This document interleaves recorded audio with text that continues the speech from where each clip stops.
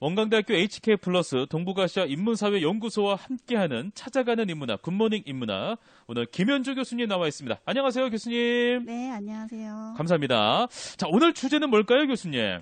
네, 오늘 저는 여러분들에게 중국의 Z세대와 네. 그들을 겨냥한 전통문화를 활용한 마케팅을 소개하고자 합니다. 그렇군요. 중국의 이야기군요. 네. 네, 현대 중국에서는 젊은이들 사이에서 애국주의가 유행하고 있습니다. 맞아요. 네. 우리가 국뽕이라고 부르는 것처럼 네. 그들에게는 국조라는 것이 있습니다. 국조를 이끄는 것은 누구일까요? 바로 10대, 20대의 젊은이들, Z세대입니다. 저도 굉장히 놀랐어요. 그 중국의 요즘에 어떤 젊은이들의 모습을 뉴스로 접하면 진짜 뭐랄까요? 애국주의가 넘치다 못해 너무 좀 과하다라는 느낌이 들 정도로 네. 예, 그런 생각들이 많이 들더라고요. 보통 어떤 나라를 보면은 뭐 본인의 나라를 이렇게 좀 애국하는 경우도 있지만 또 자기 비판을 하는 경우도 있잖아요. 근데 자기 비판을 들을 수가 없어요. 요즘 중국의 젊은이들을 통해서는. 비판을 하긴 합니다. 하긴 하는데, 네. 드러나지가 않는 거군요. 네네. 네, 알겠습니다. 네. 알겠습니다. 자, 그러면 어느 정도로, 네. 그러한 애국주의가 유행하고 있는지 그 이야기를 한번 좀 들어볼까요? 네, 오늘날 중국의 10대, 20대의 젊은이들에게는 중국이라는 국가 자체가 아이돌입니다. 아, 그래요? 네. 국가가 아이돌이 될 수가 있어요? 네, 중국에서는 와. 일어나고 있죠. 최근에 인터넷 신조어 중에는 아중 오빠라는 말이 있습니다. 아중 오빠? 네. 네. 그것은 바로 중국을 가리키는 말입니다. 네. 그들이 사용하는 구어가 이렇습니다. 오빠가 세상에 나온 지 5,000년. 와. 중국이 태어난 지 5,000년이죠. 예. 14억이 팬. 예. 그리고 아중, 용감하게 날아올라라. 네. 팬들이 영원히 함께하리라. 이 노래가, 구호가 이렇게 된 거예요. 네네네. 이게 팬들의 아중 오빠에 대한 팬들의 말인데요. 예. 아중 오빠의 인기는 미중 무역 갈등과 홍콩 시위로 더 치솟고 있는 중입니다. 오히려 그것을 이제 발판 삼아서 더 애국주의로 흘러가는 중이군요. 네. 그러면 애국주의와 마케팅, 아까는 이제 마케팅도 한번 얘기를 하셨단 말이에요, 교수님께서. 네. 이거는 그러면 어떻게 연관이 되는 것인가요? 네, 기업들 역시 당연히 이런 기회를 잡아야겠죠. 네. 아중 오빠의 인기를 기회로 삼아서 국조를 마케팅 기회로 삼고 있습니다. 네. 중국 트렌드를 뜻하는 국조, 중국말로는 구어차오라고 하는데요. 예. 이 구어차오를 내세워서 중국 전통 문양인 호랑이, 학 같은 그런 문양들을 차용한 디자인을 내놓거나 네. 아니면 중국 리닝처럼 아예 브랜드 이름에 중국을 붙이는 방식의 인기를 끌고 있습니다. 네. 네. 그런 물건들이 계속해서 나오고 있고. 네. 아예 브랜드까지도 이게 중국의 그 문양이 박힌 브랜드들이 성행하고 있다는 거잖아요? 네. 그게 인기를 끌고 있는 중이죠. 지금 네. 중국이 국조 호황기입니다. 그렇군요. 네. 네. 이거 좀 교수님께서 이렇게 연구는 하셨으니까 네. 직접 보시기에 야, 이런 것까지 브랜드가 이렇게 붙어? 라고 하는 것들이 좀 몇 개 있었나요? 네, 거진 모든 그런 상품에 다 이렇게 중국 문양을 차용하는 경우가 많거든요. 티셔츠에도 붙고, 네. 루즈, 네. 화장품에도 네. 당연히 붙고, 뭐 차나 뭐 일반적으로 사람들이 사용하는 것들이 다 붙는데 이게 네. 딱 중국 문양이 붙으면 조금 더 고급스러워져요. 아, 그래요. 네. 그래, 한번 좀 생각해 볼 필요는 있네요. 이게 고급스러워진다. 네, 옛날에는 좀 약간 싸구려 느낌이었는데. 그렇죠. 저희 네. 그 말을 하려다가 사실은 네. 이건 좀 방송이라서 조금 제가 머뭇머뭇 거렸는데 네. 약간 좀 그런 느낌이 있잖아요. 예. 근데 오히려 더 고급화되고. 네. 요즘은 디자인을 많이 개발을 하고 있거든요. 그렇군요. 네. 알겠습니다. 그 밖에 이제 국조를 영향을 받은 곳이 있을까요? 어디가 있습니까? 네, 의외의 곳이 있는데요. 요즘 중국에서 국조를 기회로 인기를 끌고 있는 것이 바로 박물관입니다. 박물관이요? 박물관은 왜요? 박물관에 볼 곳이 많죠? 네. 그 중에서도 베이징 고궁박물관은 우리나라 사람들에게도 가장 잘 알려진 곳이죠. 네네. 네, 베이징 관광을 가면 꼭 한번 들러본다는 고궁박물관. 유명하죠? 네, 그런데 이제 많이 바뀌었습니다. 그래요? 네, 입장부터 관람까지 모든 면에서 디지털화됐습니다. 디지털화되어 있다고요? 네. 그러면 이제 들어갈 때도 뭐 입장권 따로 끊지 않고 네, QR코드 이렇게 딱 보여주고 들어가서 로봇이 네. 막 설명해주고 뭐 그런 겁니까? 로봇이 설명해 주진 않는데 예. 이제 그 핸드폰이랑 이렇게 스마트폰이랑 연동이 돼서 네. 그 설명도 들을 수 있고 네. 그리고 예약부터 뭐 다 거기서 상품 살 때까지도 다 스마트폰 하나만 있으면 다 해결됩니다. 네, 알겠습니다. 근데 저는 한 가지 더 궁금한 게 사실 모든 게 디지털화되고 있는 세상인 건 맞잖아요. 네. 그렇다고 해서 저희가 예를 들어서 어디 박물관에 갔는데 되게 디지털 돼 있네. 우리나라 최고 막 이렇게 하진 않는단 말이에요. 네. 근데 그거하고 이 국조 네. 하고는 어떻게 연관성이 있는 거예요? 얼마나 이것을 통해서 사람들이 열광을 하는 거예요? 우리나라 대단해, 중국 대단해 이렇게 느끼는 건가요? 국조 이게 억지로 만든 게 아니라 예. 이 박물관도 보면은 굉장히 재밌는 소스들이 많거든요. 아이템도 많고. 예. 그런데 이제 젊은이들이 거기 가서 이 디지털화된 것에 익숙하잖아요, 젊은이들이. 네네. 그래서 경험을 할 때도 전혀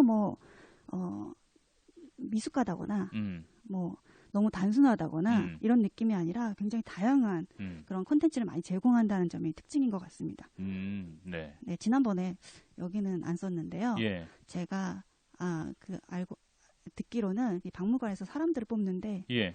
이 박물관의 연구원도 뽑고 뭐 인재를 뽑잖아요. 뽑죠. 네, 지원자가 엄청 많았다고 하더라고요. 아, 그래요? 네, 박물관에서 일하고 싶다. 네. 이것에 이제 영향인 거죠. 박물관에 대한 인기가 이제 치솟는 바람에 네네. 거기서 취직하고 싶은, 거기서 일하고 싶은 사람들도 늘어나고 있는 거죠. 근데 그것만으로도 Z세대 입맛을 사로잡을 수 있을지도 궁금한데요. 네. 뭐 다양한 방면이 또 있었겠죠? 네. 요즘 중국의 젊은이들도 우리나라 젊은이들이랑 똑같이 네. 게임을 무척 좋아합니다. 아, 게임 저도 좋아해요. 네네. 그래서 이 Z세대를 만족시키기 위한 고궁 게임도 생겼습니다. 아, 그래요? 이 고궁. 방금 저가 얘기했던 고궁 박물관 얘기했는데. 네네. 고궁 게임이 있어요. 네네. 그게 또 의외로 재밌다고 합니다. 옛날 배경으로 하는 게임인데. 네. 그 고궁 안에 있는 이제 아이템을 이용한 건데요. 예. 이 3D 앱을 통해서 구현된 고궁 구석구석을 돌아다니면서 고궁의 유물이나 작품들을 관찰해서 힌트를 찾아내는 방식인데 큰 인기를 끌고 있습니다. 네. 그리고 그것과 연계해서 그 고궁 내에서 전시된 유물들을 토대로 만든 상품들을 판매하는 플래그샵도 생겼습니다. 네, 그리고 고궁에 대해 알려주는 책도 이북으로 출간을 했고요. 연초나 연말에는 이걸 또 선물하는 고궁 상품이 날개 돋친 듯 팔린다고 합니다. 그래요? 네. 전통 문화가 그냥 상품 마케팅의 주요한 자원이 된 셈이죠. 네. 이 전통 문화는 이제 더 이상 낡은 것이 아니라 중국에서는 현대적인 콘텐츠가 되고 있는 중입니다. 이런 개발들은 참 좋네요. 예, 그러니까 본인의 어떤 문화들을 잘 살리고 무조건 뭐 서양의 문화들만 받아들여서 그런 어떤 문화적 사대주의를 만드는 것이 아니라 이제 본인이 갖고 있었던 전통적인 문화들을 현대에 맞게 이렇게 재창출하고 재가치를 또 이렇게 표명하는 것도 참으로 의미 있는 부분이라는 생각이 좀 들기도 하네요. 네. 그런데 중국의 Z세대는 어떤 세대인지 한번 좀 설명을 듣고 싶어요. 중국의 Z세대에 대해서 중국인들도 궁금해합니다. 아, 그래요? 네. 그런데 대략 1995년부터 2009년까지 태어난 친구들을 지금 중국에서는 Z세대라고 부르는데요. 네. 그 수가 2.6억에 달합니다. 아, 그래요? 네. 그런데 부모 세대와는 달리 경제적으로 풍요하고 과학기술이 뒷받침되는 사회에서 성장했기 때문에 인터넷 세대라고도 말해지고 그래서 그런지 개성이 강하고 호기심도 많고 개방적이라고 알려져 있습니다. 교수님, 그러면 중국의 Z세대와 그리고 한국의 Z세대도 사실 비슷하잖아요. 네. 그 전쟁을 겪지 않았던 시기였고 풍요롭고 개성도 강하고 호기심도 많고 이런 세대인데 별반 차이가 없을 것 같은데 뭐 다른 차이점이 혹시 있습니까? 네. 하지만 이들은 경제적으로 성장한 중국에서 유년기를 보냈기 때문에 자국에 대한 자신감이 크다는 특징을 갖고 있습니다. 중국의 실력과 함께 성장했다고 보면 되겠습니다. 인터넷을 통해서 외국을 접하거나 혹은 직접 해외에 가본 경험도 많습니다. 그렇죠. 네.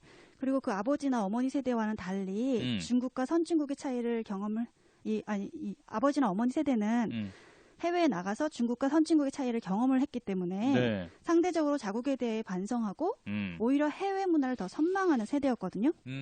그런데 이 신세대는 자신이 보기에는 자기가 직접 가본 외국이 중국과는 큰 차이가 없다는 점에서 오히려 자부심을 갖게 된 셈이죠. 그럴 수도 있겠네요. 네.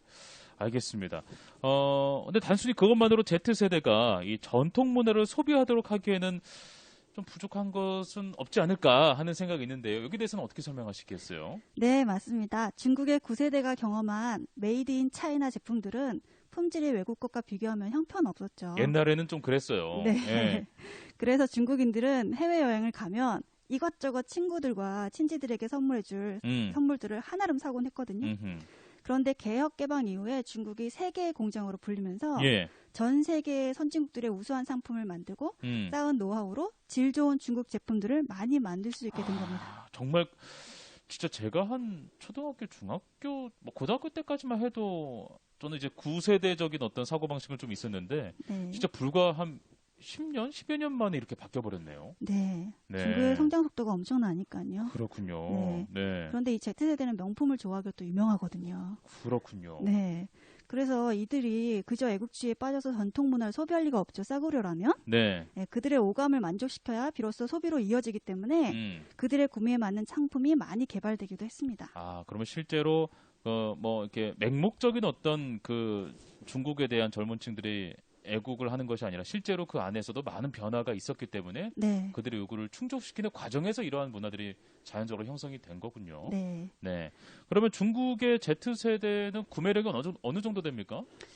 이제 중국의 Z세대가 취업을 할 나이가 되었거든요. 아, 그러네요. 네. 네. 그러니까 그들의 구매력 또한 계속해서 성장할 추세라고 할 수 있는데요. 네네. 2021년을 기준으로 하면 중국 Z세대의 소비액이 우리 돈으로 1,000만억 원에 이를 것으로 추정됩니다. 1,000만억 원? 네. 한 해? 아니면은? 네, 한 해. 한 해요? 네. 1,000억 원도 아니고. 엄청나죠. 1,000만억 원이요? 네. 그리고 이들은 이렇게 소비하는 걸 좋아하고 예. 돈을 모으는 거를 별로 안 좋아하거든요. 그러니까 자기 신들이 좋아하는 많이 전통 문화를 좋아한다면 네. 거기다 막 올인하는 거죠. 아, 막 사고, 경험하고. 네. 네, 경험하는 거에서 주저하지 않아. 네. 아, 그렇군요. 저랑도 좀 비슷하네요. 뭐 사고, 좋아하는 거 막. 소비로 풀려고 하고. 욜로, 그치? 네. 네, 욜로 이런 거 좋아하고. 네. 그러면은 한국과의 차이점은 좀 어떻겠습니까? 뭐 소비 행태라든지 이런 거 보면요. 물론 이제 우리 젊은이들과 같이 뭐 방탈출 게임 요즘에 유행하거든요. 네. 그리고 웹소설도 많이 보고 게임 네. 등에 대한 소비도 많지만 네네. 한국과의 차이라면 그들은 전통 음악이나 전통 문화 체험이나 전통 복장에 대한 소비도 많다는 겁니다. 아, 그래서 이 국조 마케팅이라는 게 생기는 거군요. 네. 아, 네, 알겠습니다. 그러면 교수님, 중국의 Z세대의 애국주의가 우리에게 이렇게 주는 어떤 의미는 과연 무엇일까요? 네, 좋은 질문이신데요. 예. 많은 사람들은 중국의 Z세대를 모르면 중국 시장을 뚫지 못한다고 말을 많이 하죠. 그들이 미래 중국의 소비 주역이기 때문입니다. 예. 그런데 알려면 제대로 알아야겠죠. 그들이 전통 문화에 열광하는 그 이유는 단순한 애국주의 때문이 아니라는 것을 알아야 합니다. 예. 물론 이제 오늘날 정치적인 경제적인 이유로 팽배해진 애국주의가 한몫을 한 것은 사실이지만 말입니다. 그들이 자신들의 문화 상품에 열광하는 것은 그만큼 중국 제품이 그들의 눈높이에 맞을 정도로 성장했기 때문이라는 것을 인정하고 네. 최고의 제품, 최고의 서비스로 중국 시장을 노려야 승산이 있다는 것을 알아야 하겠죠. 네, 알겠습니다. 이제는 뭐 우리나라 같은 경우에도 뭐 제품은 워낙 우리나라가 굉장히 뛰어나니까 이제 콘텐츠나 뭐 다른 문화적인 부분에 있어서도 진짜 몇 단계 더 성장하는 그런 단계로서의 또 경합이 이루어져야 네. 또 승산이 있겠다라는 생각이 좀 들기도 하고요. 네. 알겠습니다. 진짜 오늘 교수님 말씀 들어보니까 제가 알고 있었던 그 초중고 시간에 배웠던 중국이란 나라와 지금의 나라는 완전 다른 나라구나. 아예 그냥 다른 나라라고도 볼 수 있겠구나라는 생각이 드는 네. 그런 대목이었던 것 같아요. 네. 옛날에 중국을 여행했던 분들은 깜짝 놀라십니다.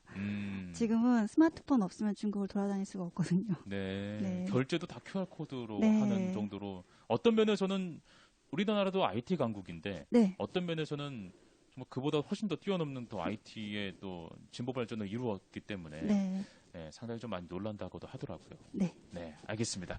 자, 오늘은 중국의 Z세대와 국조 마케팅에 대해서 배워봤습니다. 원광대학교 HK플러스 동북아시아 인문사회 연구소와 함께하는 찾아가는 인문학 굿모닝 인문학 오늘 김현주 교수님과 함께했습니다. 교수님 오늘 고맙습니다. 네, 감사합니다.